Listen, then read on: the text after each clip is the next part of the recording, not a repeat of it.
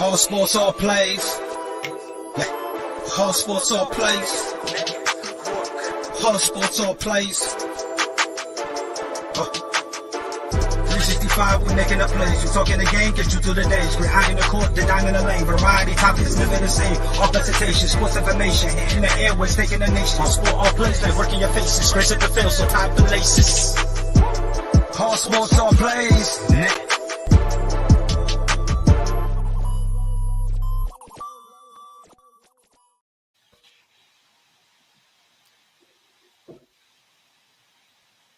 Hello, ladies and gentlemen, and welcome back to another episode of Drawing and Balling. I know you're ready for Tony's voice and not ready for my voice because that's usually how things run.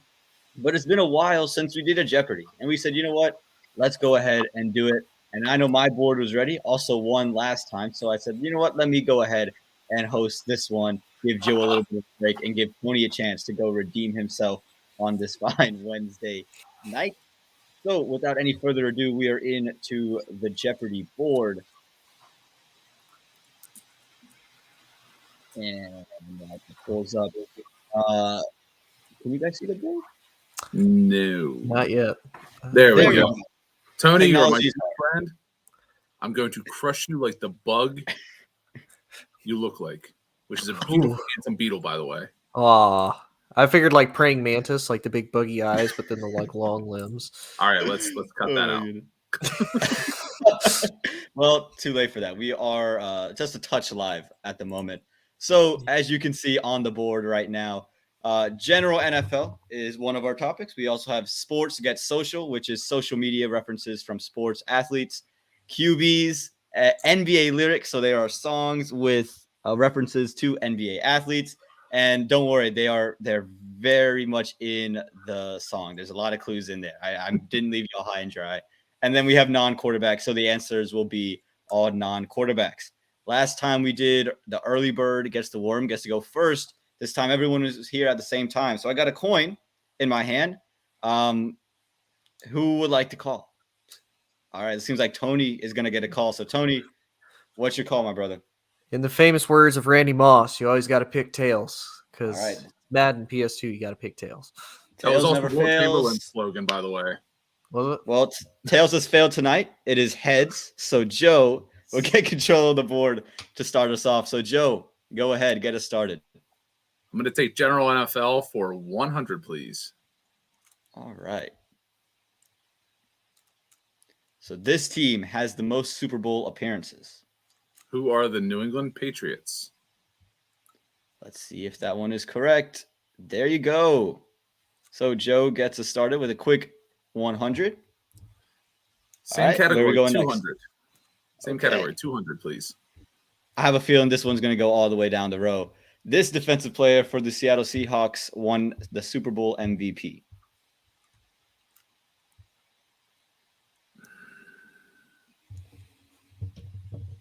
Oh, man. God, was it Bobby Wagner?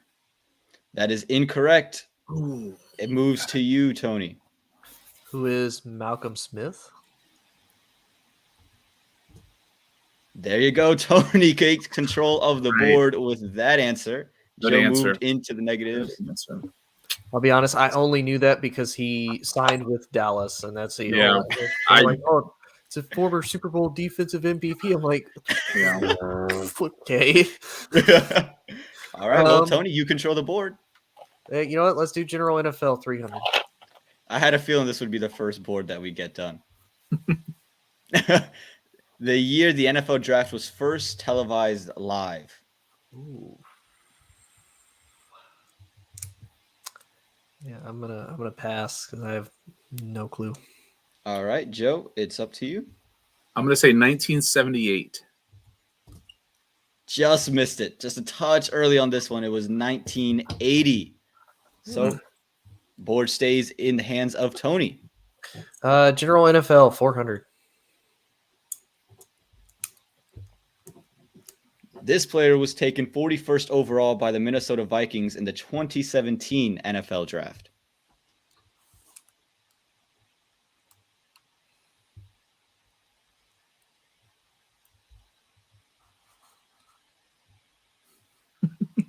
Yeah, I'm It's a gonna little have bit to more pass. abstract. I think I have an idea, but I'm gonna pass because I feel like it's gonna be wrong. Well, still, that's the great thing about being ahead. Joe, Wow. who do you have for us at 41? Fifth year option. God, I'm gonna throw a name out here because I don't think he worked very well. Was it Laquan Treadwell? Well, y'all are going to be kicking yourself. It was Dalvin Dalvin Cook. I'm such an idiot. Because I thought I'm so. such an Because I idiot. remember he got hurt. He got hurt at Florida State, and that dropped him out. And I was like, Yes. I didn't think they People were took talking him. about him as the best back that year, and Yeah. now down. So, Tony, it All right. stays with you. Let's close out the category. General NFL 500. All right, 500. The only player to win the Comeback Player of the Year award multiple times. Ooh.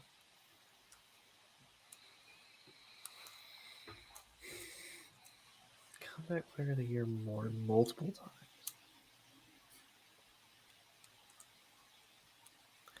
You know what, I'm just gonna go for a guess because I feel like once I don't, I'm just gonna regret it. I'm gonna say JJ Watt for giggles. That is incorrect, sir. Joe, it moves to you. Is it Alex Smith? That is also incorrect. It I was thought you Chad were gonna- Pennington. Oh, Chad for the Jets and the Pennington. Dolphins. Oh, Yes, yeah, it was okay. Chad Pennington. All right, Tony, I it was stays thinking with of my you. other mid-sized white quarterbacks that people love. Darn it. Right. Let's do non-quarterbacks for 300. All right, we got non-quarterbacks for 300. Joe is currently in the lead with minus 100. This non-QB was the number 1 overall pick in 2006.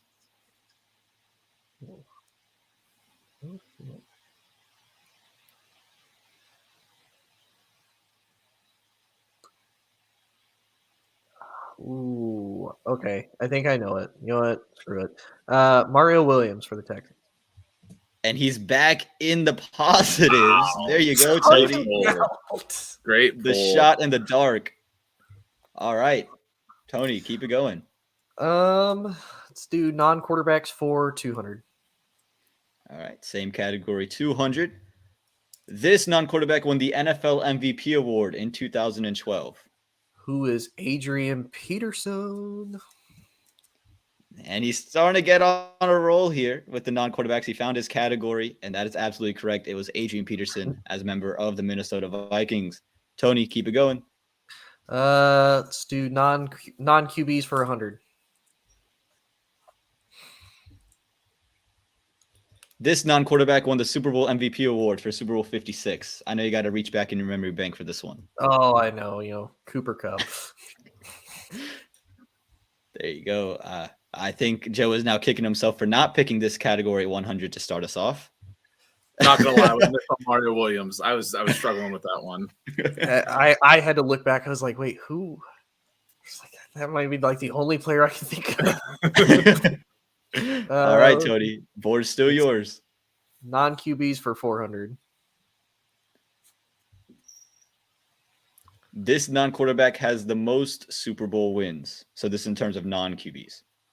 Non-QBs has the most Super Bowl wins. Who is Charles Haley? Ding, ding, ding. And he keeps running up the score here. I knew that one. I was hoping you wouldn't get it. It was a Cowboy. I figured Tony would have this one in the back. Oh, yeah. It He's with was- the Niners and Dallas both. And Yep. let's close out that category at 500. All right. This is how I figured the board would go. This was the first non-QB to throw a passing touchdown in the Super Bowl. Ooh. First non-QB. I think I know who, but I'm going to pass to Joe. But All right, Joe, chance to take the board. Was it Hines Ward? It was not Hines Ward. Was it Burton? No, it was Robert Robert Newhouse. He played for the Dallas Cowboys. This was Wow. back in the late 70s. He threw this touchdown Oh, okay. pass. I tried to mix up the decades, so it wasn't all Spooner based. All right. Well, Tony, it stays with you. Well, let's do NBA lyrics for 400. He starts with the 400s. So know when I'm done with these songs, you're gonna miss me. This NBA player, I'm on my Grizzly. It's My Life by J. Cole. Pass. Pass.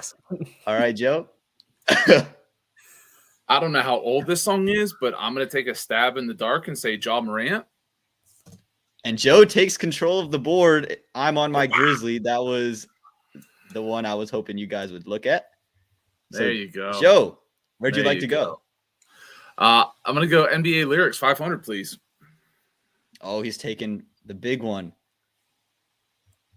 Don't move like a puto. Could at least keep it a buck like this NBA player. 7 a.m. on the Bridal Path by Drake. Who is Giannis Antetokounmpo. There you go. And with that, Joe reclaims the lead, leading 800 to 700. Joe. Keep it NBA lyrics 300, please. Catch me because I'm going out of there. I'm gone. How I go from 6 to 23 like I'm this NBA player. Nonstop by Drake. Who is LeBron James. There you go. And Joe continues this run. See, I told you these weren't that bad. I felt pretty generous when I was giving this one out. Well, good, because we didn't know Newhouse for non-QB. So, all right, give me NBA lyrics for 200, please.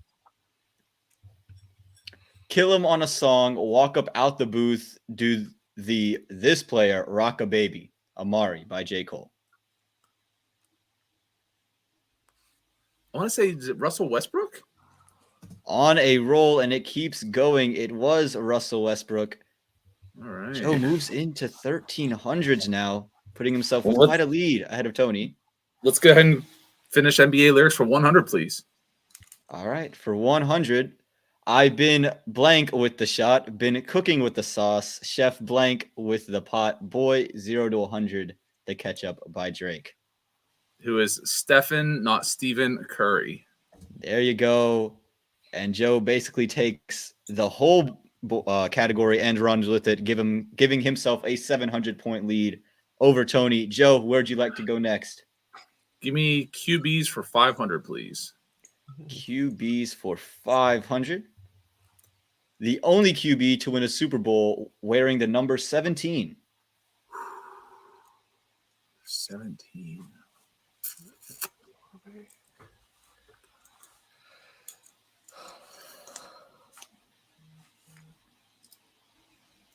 I'm going to take a stab in the dark. I'm pretty sure this is wrong. I'm going to lose money. Is it Jeff Hostetler? That is incorrect, sir. Tony, it moves to you. Williams for the Washington Commanders. Ding, ding, ding. Doug Williams is the correct answer. And with that one, Tony retakes the lead and retakes the board. Tony, where would you like to go? Talking about. Let's do quarterbacks for 300. Quarterbacks for 300. Keeping in the same category, Todd Blackledge was picked by the Kansas City Chiefs in 1983 out of this university. I'm going to pass this to my my boomer here since he was. No, that's probably... exactly. You said it right the first time. That's exactly what you did. That's what you did. I mean, I can't lose anything by guessing, so I'm going to guess Todd Blackledge. Was that Texas Tech University? It was not. It was a Big Ten university, Penn State. Penn State. So, Tony, in my defense, I hate them, so I shouldn't know who their quarterback is. You know what? Let's do sports get social for 200. We're gonna break the category. Sports get social for 200. First change up in category. These two players posted the last dance photos on their social media stories ahead of the 2021 NFL season. Yeah, nope. Do you pass? Pass. Yeah. Oh, no way. This is a joke. No, I legit don't. Cody, this was for you. Oh, my goodness. Joe, for take it me. away. I would like to answer the question with the former wide receiver of the Green Bay Packers, Devontae Adams, along with their current quarterback, Aaron Rodgers. And there it is. Are they really? Oh my God. Yeah, I would have. And Joe reclaims the board. Tony keeps the lead. Joe, you have the board. Give me sports get social for 100. I can't. Oh man, I can't believe. I was like this. I was praying Tony got that one. That's the one I wanted Tony. Wait, to have. So you're rooting for Tony? I think there's a little bit. No. When I wrote the questions, I want that one was specifically for Tony. All right. This former QB just joined Instagram in March 2022. In fact, right on his birthday.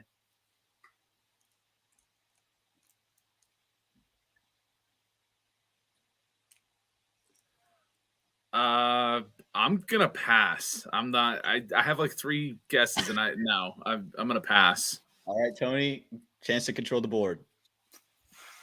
I mean, I know Eli finally joined the Twitter bandwagon, but that was a little bit past that. I'm trying to think of a quarterback that had a March birthday. Yeah, I have no idea. All right. Well, the answer was the sheriff, Peyton Manning. He joined Instagram on his birthday. I almost said that too, and I didn't. That's all right. Yeah. All right. Well, how about Joe, you keep the QBs board? QBs for 100? QBs for 100. Back to the other category. This player played in the USFL on the Tampa Bay Buccaneers and the San Francisco 49ers. Who is Hall of Famer Steve Young. Ding, ding, ding. There you go. And Joe ties the lead with Tony with that one, both sitting at 1,200. So, Joe, where'd you like to go? Give me Sports Get Social for 300, please. Jumping categories now. This former QB joined Twitter on March 2019. Wow. Less American. I mean, I'm gonna feel like an idiot doing this. Is it Eli Manning? That is incorrect. What? So like, Tony. okay, so I just Tony's answer, so and lost. Screw it. We'll say Peyton Manning twice. I don't know.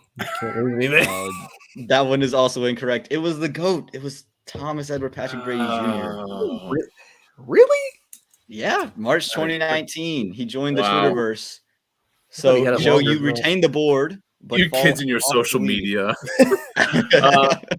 Give me Sports Get Social for 400, please. Gonna keep with the same category here. In response to a tweet saying the door is open in KC, this NFL wide receiver was tagged and retweeted, "Better close it. Heard it gets cold at night." This happened in 2022, by the way. I hope so, because this happened in 2022. Wow. I mean, stab in the dark just because I don't want to win the cheap way. I'm going to say Odell Beckham Jr. That is incorrect. Tony, goes to you. Tyreek. That is also incorrect. It was DK Metcalf. This came following the trade of Tyreek Hill to the Miami Dolphins. All right, Joe, you retain the board, but you are down 700 here. I mean, all right, I'll give myself a chance. QBs for 200. All right, goes QBs for 200. This QB is known as the greatest Canadian football player ever. He has also played for the Chicago Bears, the Buffalo Bills, and the New England Patriots. Who is Doug Flutie? And just like that, he's back in the game, 700 points. For Joe, he's now down 500.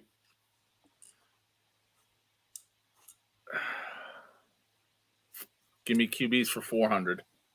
QBs for 400. If you get this right, it'll put you 100 behind Tony. The Rams lost Super Bowl 36. The next year, Kurt Warner breaks his finger, and after an 0-5 start, the team turns to this man. Who is Mark Bulger. That is correct. So, Joe, 100 behind. It's winner takes all pretty much. Joe's got to get it right. Otherwise, Tony gets it for 500. This former NFL tight end has the username on Twitter of Marty Saurus Rex. I would like to go with former Dallas Cowboy and former New England Patriot, Martellus Bennett. And Joe takes the game, sweeping the last 3 questions. What a run he went on to go from 0 to hero. Started at -100, ended up at 1,600 to beat Tony. Oh, Tony, I'm really sorry. I'd like to thank the Academy. I'd like to thank all the little people, including the ASAP group. I'd like to thank all of the voters. And Freddie, keep my name out your mouth. So other than that, yeah, that's great. I feel like the Lakers. Like I can't win more than one in a row. Just keep going 0-2. Just keep missing shots. Westbrooking it like nobody's business. Man, Joe just went on that run. I didn't know if it was gonna happen. To be honest, I didn't know if it was gonna happen. Oh. Well, Amon, that was so much fun. That was a blast. But last time when we played Jeopardy, we didn't have anything to talk about. But I'm pretty sure we want to finish out the hour, right? Tony, I'll pass it over to you. Take it over. Hey, it's your show, man. If you want to run it, you can run it. Yeah, okay. All right. Well, we do have some things we do want to go ahead and talk about tonight. Because you know what? What'd be fun? Just Jeopardy for 30 minutes. I know you want us for the entire hour that we have scheduled.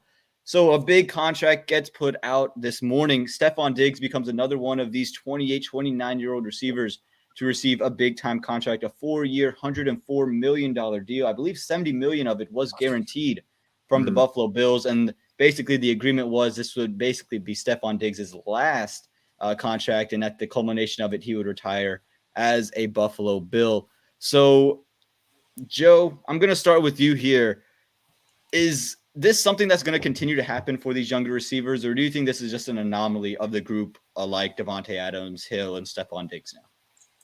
Well, I think there's this kind of it's a line of dichotomy because these guys aren't past their primes, but they are in the middle of their primes, which is a kind of a dangerous place to give out big money to players. We've seen it happen. We've seen it happen at quarterback. We've seen it happen with linemen and defensive players.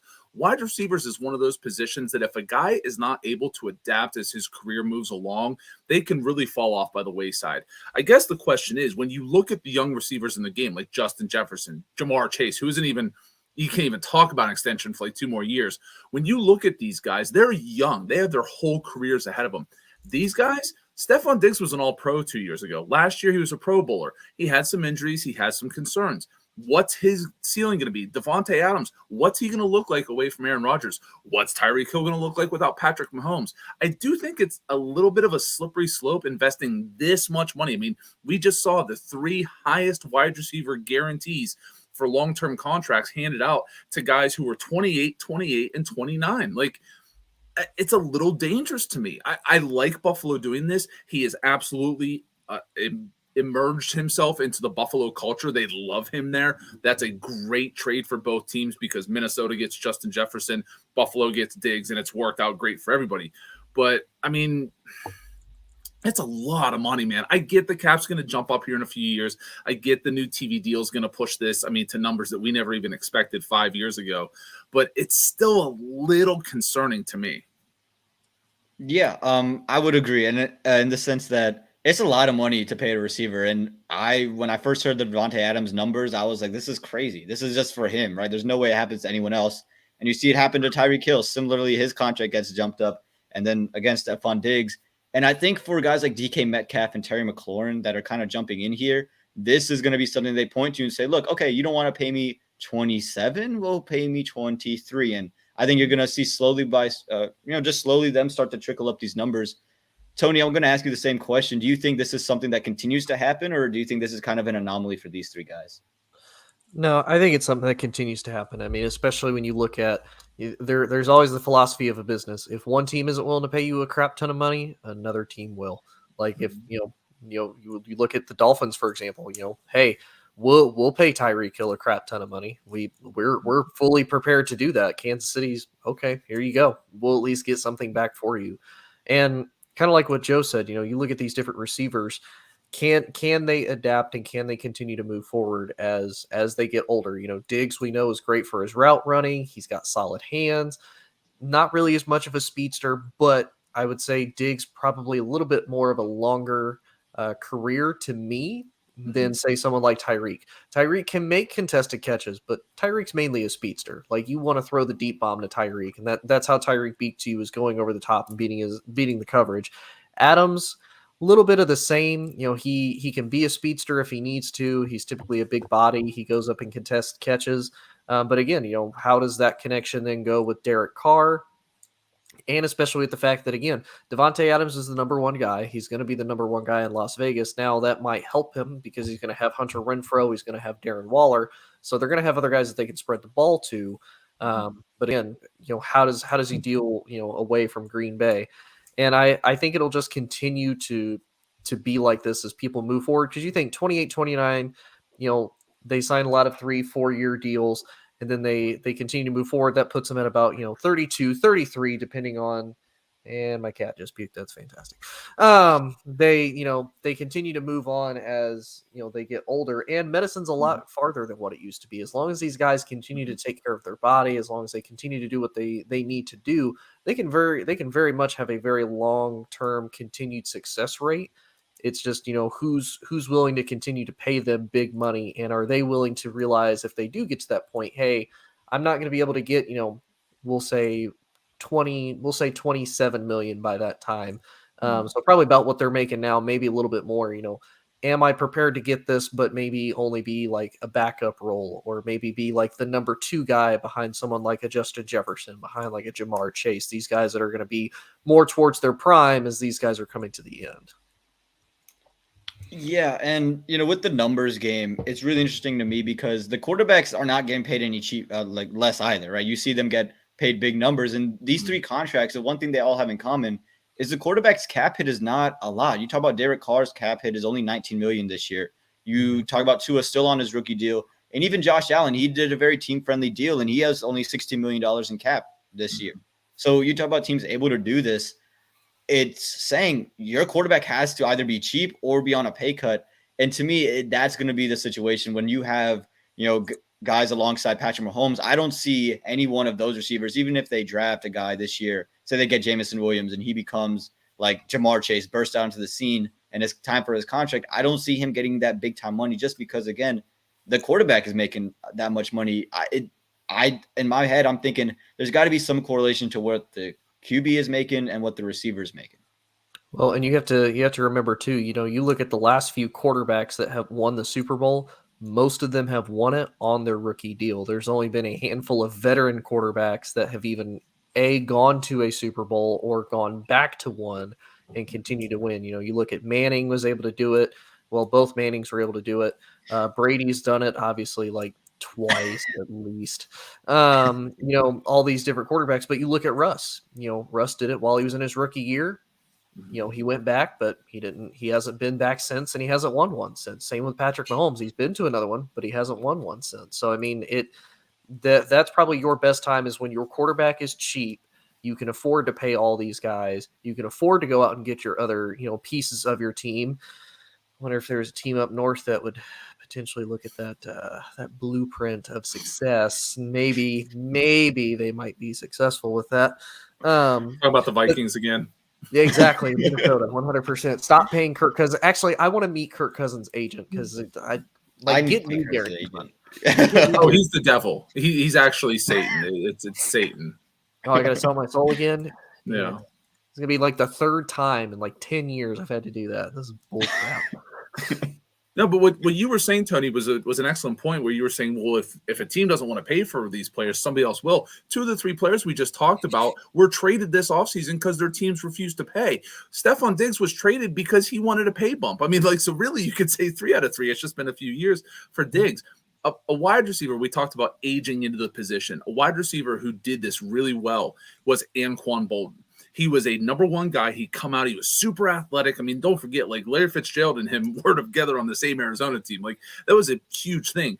Anquan had some injuries. He lost some of his explosiveness and became a really good, solid receiver for those Baltimore Ravens teams later in his career. Now, you don't want to pay that guy $27 million. But what I'm saying is if you can get through these contracts to the end where restructuring happens and all this happens, you can extend your career. Your career doesn't have to end at 32, 33 years old as long as you take care of your body, have some good luck, and be willing to adapt. And what does the NFL passing game look like in 5 years, 6 years? We don't know. I mean, maybe there's not even running backs. Maybe running is down to 30% of the time. We don't know. Well, and especially whenever you look at quarterbacks now, it's very rare. Well, to me, when you look at it, how often do we ever see a quarterback take a deep shot now? We don't have these like gunslinging quarterbacks anymore. Josh Allen can do it. We've seen Patrick Mahomes. They can do it when they have the right receiver. But for the most part, a lot of these quarterbacks try to be very cerebral. It's very dink and dunk, a lot of slants, a lot of over the middle, a lot of tight ends. So yeah, I mean, if they can learn to kind of be in that role of, hey, you don't have to go get me a 40-yard bomb. Now, if you do, awesome. But that's not what I want you to do. I want you to run a 10-yard slant, get the first down, and then we'll continue to move forward. So I mean, it, like Joe said, as long as they adapt, which I don't think it would be difficult. If you're still a big body dude, you can still go get the ball. It's just no, you're not going to be able to run it. So yeah, I'm going to have you do short curl routes. I'm going to have you probably do bubble screens. I'm going to have you do something that I know you can physically power your way through, and I don't have to have you, run for like 60 yards after you catch it. Yeah, and to Joe's point, running the football, Buffalo doesn't run the football as it is. If it's not Josh Allen, they don't run the ball. Now, I think they probably should run the football a little bit more, but they've moved away from it. And we thought J.D. McKissick could have fixed that. He said, "No, I want to be back in Washington." To Joe's disappointment. So, who knows where the NFL is going to?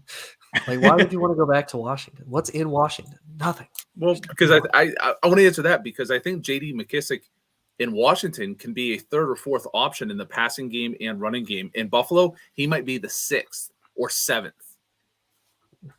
Yeah.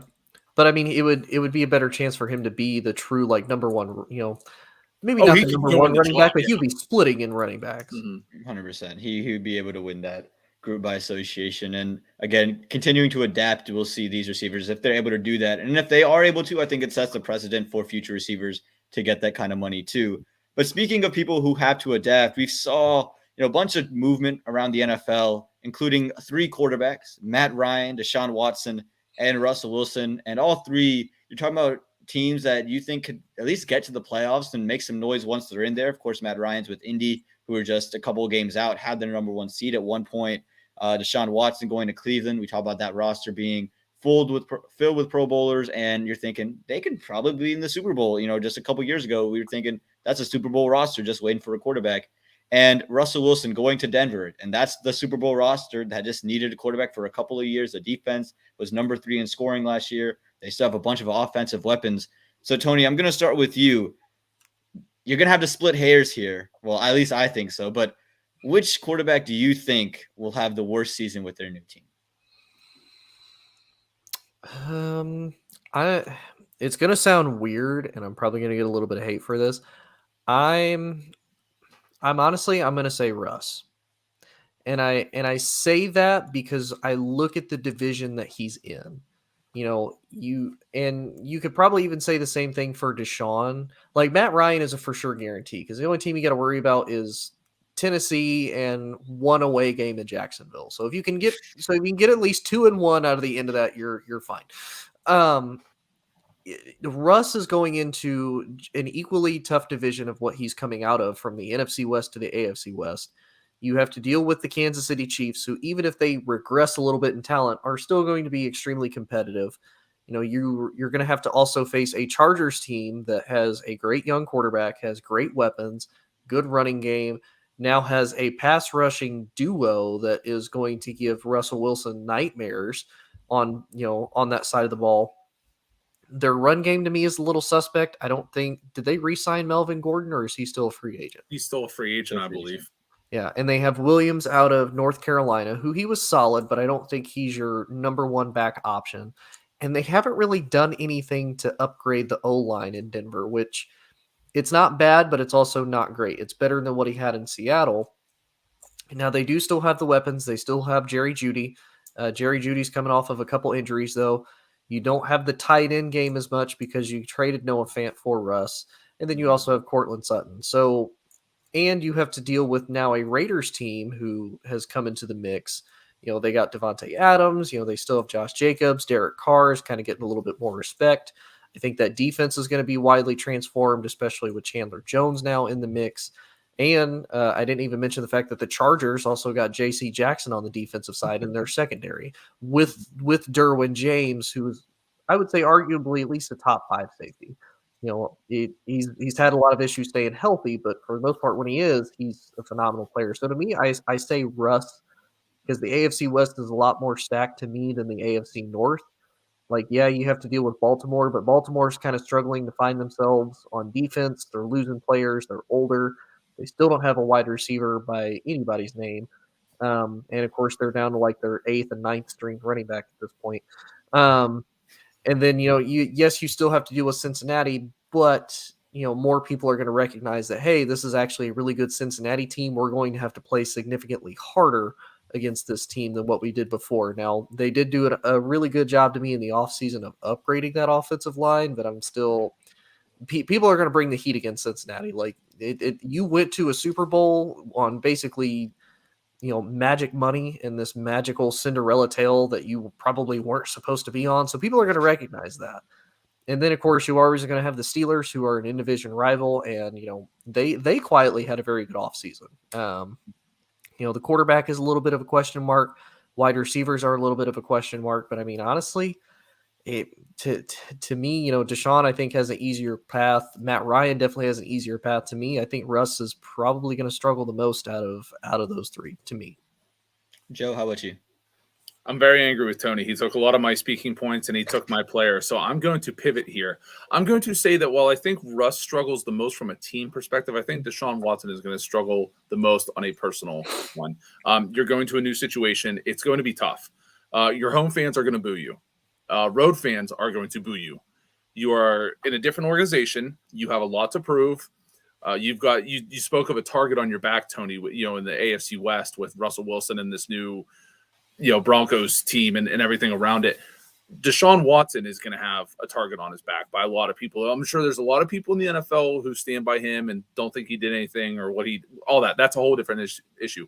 But players are going to want to get that shots on him. They're going to, because they know, if you're the guy who puts a hit on Watson, you're on SportsCenter. You get the highlights. Oh, look at Deshaun Watson, all that. The first guy that sacks Deshaun Watson is going to blow up on Twitter because it's his first one back. I think he's going to struggle. I like their team. I like what they've done. The offensive line, J.C. Treader was released. I'm not crazy about it. I do like the other parts. Joel Petonio, one of the best offensive linemen in football and all that. I love the running back stable. Kareem Hunt, excuse me, Nick Chubb, all this. But I think Deshaun, again, he's been out of football for a year. By the time he plays, it's going to basically be 18 months since he's had any competitive anything. Like, you just can't turn that on all of a sudden. And I think no matter how much training he does, all that, we still don't know what time he's going to miss. So if you want to look at stats, even if he misses 4 games, well, his stats aren't going to be as good as somebody like Russell Wilson or Matt Ryan. I do want to speak on Matt Ryan real quick. I think he has the chance to have the worst one because Matt Ryan is somebody who everybody's like, yeah, but if he's in a good situation, he still has it. We don't know that. We really don't. Yes, he's in a dome, so it's equal. He's got a better running game, a better offensive line, and a better defense. We know all that, but we still don't know if he's the guy. We thought the same thing with Baker Mayfield. Well, he's got a great running game. He's got a great defense. He's got all this. He didn't have it. 2 totally different scenarios because of the talent and the age. But if Matt Ryan doesn't have it, it's going to manifest itself really early. Or we could get into a Phillip Rivers situation where it looked good for a while, and at the end of the season, you're like, oh, this is why the guy's old. Yeah, I would say the only difference with Baker is because he's still young. He's gone through 4 offensive coordinators? Yeah, 4. Yeah. 4. I mean, and I would say with Matt at least did prove himself, even with all the bad Atlanta teams. Matt they were still in contention. They were in contention with really a crappy NFC South division. Like, really, the only team you had to worry about for the longest time was the Saints. Panthers there for a couple of years, and when the Panthers were good, the Saints weren't. And then, of course, Tampa Bay was just down in the basement for all time. So, I mean, I do get what you're saying. I think it'll also depend on what Indianapolis does offensively for him because, I mean, they don't have any – they have 1 wide receiver on the team. You take another one. And we take another one. You take one number 1 and another number 1, and you got Michael Pittman. We got 1 and 1. Which is actually 2, which equals Matt Ryan. So we got Matt figured out. I feel like we have a boy band hit on our hands right here. We got to grapple with the lyrics. But But I mean, I definitely see it, and like Joe said, with Deshaun, you're gonna have a lot of rust. Like there's a lot, and to me, honestly, Cleveland's wide receiver room kind of scares me. You have Amari Cooper and Donovan Peoples Jones. That's it. You don't have Jarvis. Um, you don't have Odell. And you released Austin Hooper. Like you still have David Njoku, who's solid. He's kind of coming off of an injury year and a year that they were like, we don't really need you. We have Austin Hooper. And then they're like, oh, crap. Our bad. Too much money. What about you, Amon? Who do you think struggles out of the three? Well, but I mean, I was gonna say Deshaun Watson, and then you took my answer, Joe. And then so I was like, okay, let me pivot to Matt Ryan, and then you gave all the Matt Ryan points. So I was like, what am I left with here? I said Deshaun Watson originally because of just the time that he's missed. Now, out of the three, I think if everyone's played the same amount of time, probably is the best one out of the three of them right now at the stages of their career. I think he's probably the best one.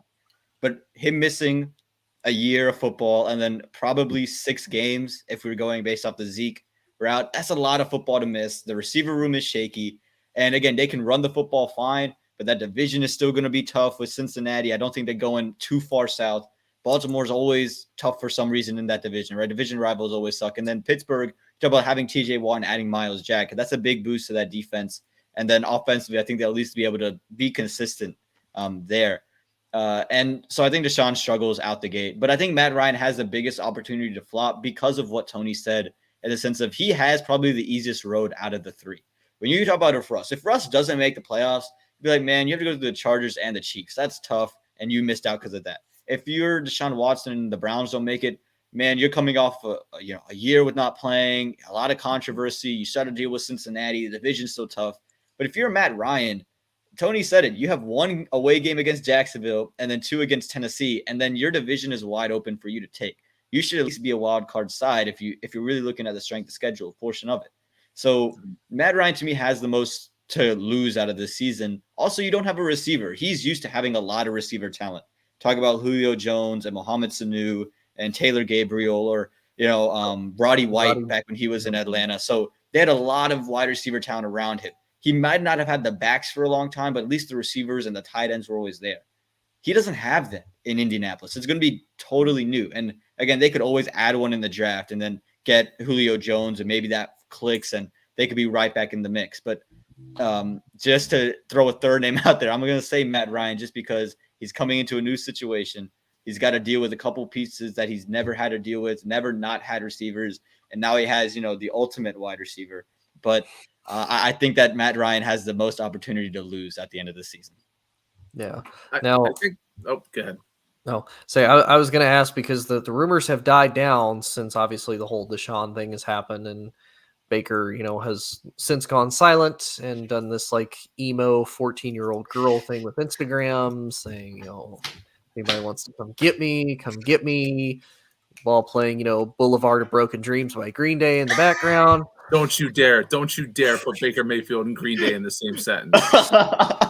Don't do Joe like that. But what does Cleveland do with him now? Because like Amon said, you're looking at again at least 6 games at least, and they haven't traded. They're like, we're not trading you. And like I said, and maybe I'm still crazy. Maybe I'm just trying to force my point. Like I said, I could 100% see them being like, well, you're the starter until Deshaun comes back, and then we'll trade you to somebody else. Take your pick. I know. Take it off. I know that ideally that's what Cleveland wants. They want to get blown away by a trade, which they're not going to. They want to see what happens with Watson, which may be nothing or may take another year. Because the NFL is not going to be doing Cleveland any favors. The $230 million has now put the biggest target on the Teppers that you could ever imagine. Like literally, David Tepper could have walked in and smacked Roger Goodell in the mouth and made out with his wife, and Roger Goodell and the owners would be less mad with him than paying Deshaun Watson $230 million guaranteed. Steve Bisciotti, the owner of the Ravens, who nobody ever hears from, came out and said, yeah, it's not the best, because now he has to pay a contract to Lamar Jackson. But back to your point, Cleveland and Baker are done. Like they are the divorced couple living in the same house, and neither one is going to leave, except Cleveland owns the deed, has all the utilities in their name, and has control of the bank accounts. They just haven't thrown Baker out yet. I mean, Tony, it's been talked about that Pittsburgh is interested in Baker. He has a $19 million cap hit. Are you trading a 6th rounder for a $19 million cap hit? No. Yeah. Well, because if I'm Pittsburgh, you have to entertain it. Because think about it. How much do you trust Trubisky? Like, I think overall Trubisky's better. I do, because I think he has the versatility of he can throw the ball and he can be mobile. Where Baker is pretty much your pocket passer. He'll occasionally break out into the round. But does Pittsburgh want to rely on that more? Does Pittsburgh want the kind of Big Ben, like traditional pocket passing quarterback, like what they've been used to for the last 1,000 years that the Steelers have been around? Like, and again, you said, and it's 19 million. So, I mean, it's a lot of money. Yeah. But Pittsburgh also knows too, they get him for 1 year. It's a $19 million hit. It's not like they know that they're not in contention for a Super Bowl. They know this is going to be something that's gone for a while, but what happened? It's kind of one of those, it's like a what if of, if we get Baker, we put a supporting cast around him. Now he has like a fuel to burn Cleveland any chance that he gets. Do they run with it? And hey, maybe we did actually find our franchise guy. Cleveland just drafted him. I'm not saying that the Cleveland Browns are the Antichrist. I'm not. But all I'm saying is they are really hoping that when training camps open this season, that a big-time quarterback gets injured. Because this happened. This happened with the Minnesota Vikings and Teddy Bridgewater, where he almost lost his leg. And Minnesota had to give up a first-round pick to the Philadelphia Eagles to get Sam Bradford, a quarterback they clearly knew wasn't the future, but they thought they had a team that could be competitive with a stable quarterback. Unfortunately, they thought Sam Bradford was a stable quarterback. But that's neither here nor there. So what Cleveland is hoping is they are putting all the needles in all the voodoo dolls around the league. They're hoping that down in Jacksonville, a team with a lot of cap space, that Trevor Lawrence is lost for the year. Okay, so we're gonna trade for Baker Mayfield because we can absorb the $19 million. He's a free agent next year, and at least we have a pro quarterback who can take our $250 million investment in the offseason this year and try and lead us to a better thing while Trevor Lawrence, and we don't bottom out again. I mean, again, I get your point, but this is the time of year. Teams don't have a ton of cap space. They just don't. And $19 million is a lot to look down. Are you going to restructure future deals for $19 million? I mean, right now, let's say Baker was a $5 million salary. Who in the NFL needs a quarterback? And where is that quarterback upgrade? I can only think of maybe 2 spots. Seattle is a clear one. Mm-hmm. But who else is giving for a $5 million salary? What are you giving up? A 5th rounder? A 6th rounder? Like, who goes and gets him at $5 million, let alone 19? Yeah, getting Baker Mayfield, I don't know who's going to go and get him, but I think the relationship's clearly done. I don't think there's any there's no reconciling that relationship. I mean, you bring in Deshaun Watson, you're not going to keep Baker Mayfield in town. I think it was John Madden always had the phrase, right? If you have 2 quarterbacks, you have none. And if you have one guy who is basically, he's a vocal dude. He's just not going to sit there with his hoodie on and just, sit in meetings or whatever. He's going to talk. He's going to be aggressive and express himself because that's who he is. That's his nature. That's why you drafted him, because he's supposed to be that guy in the locker room. So he's going to continue to try to be that guy in the locker room. He's going to cause a problem. So he has to go. The teams that would take him, Seattle's one.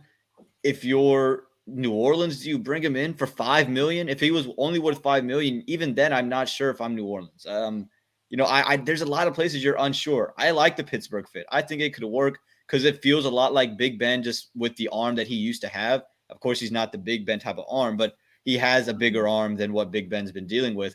But even then, $19 million, I'd rather hold on to Mitchell Trubisky because I can be more versatile. And at least I don't have the injury history I do with Baker Mayfield. There's so many strings attached.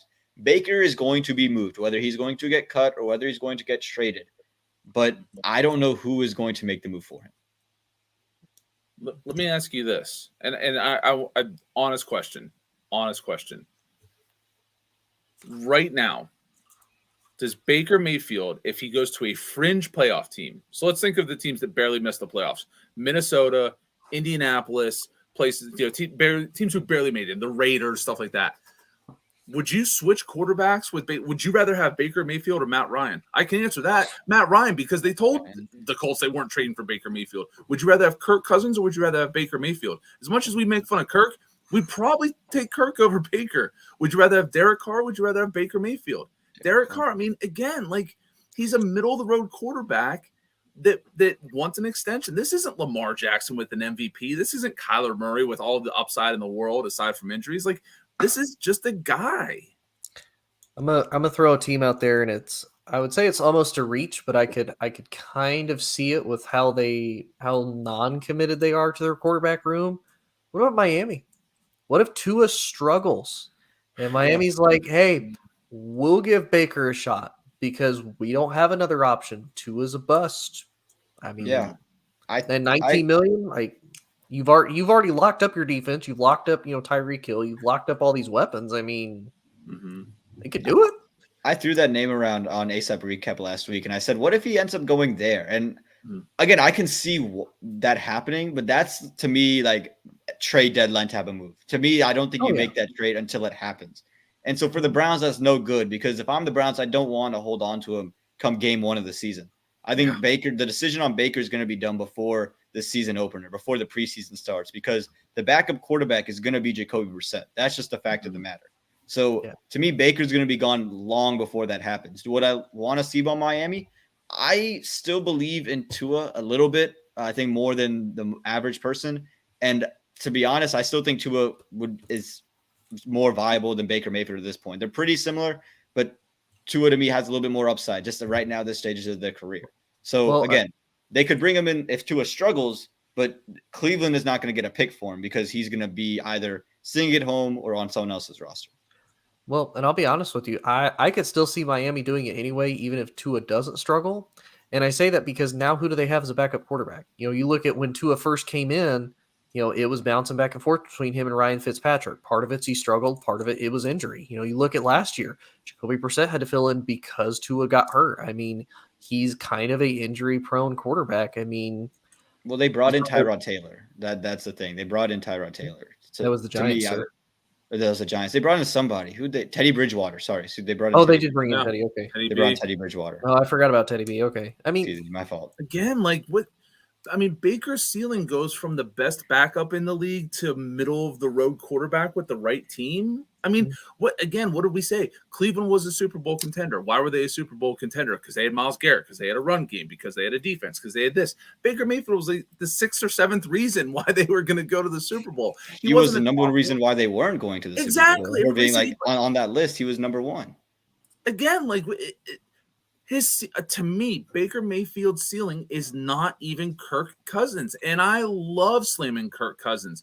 But last year, you could argue Kirk Cousins, by every statistical measure and by how they played, was a top 10 quarterback in the NFL. Baker Mayfield is not that. He's not. And again, like, the reason he has a $19 million cap hit is because he's the number 1 overall pick, which you assume the number 1 overall pick is going to be with your team for their second contract. We talked about it before. He'd only be the 3rd quarterback to not, take a number 1 overall to not have a second contract. And it's Jeff George and Jamarcus Russell. Like, it's not great company. It's not.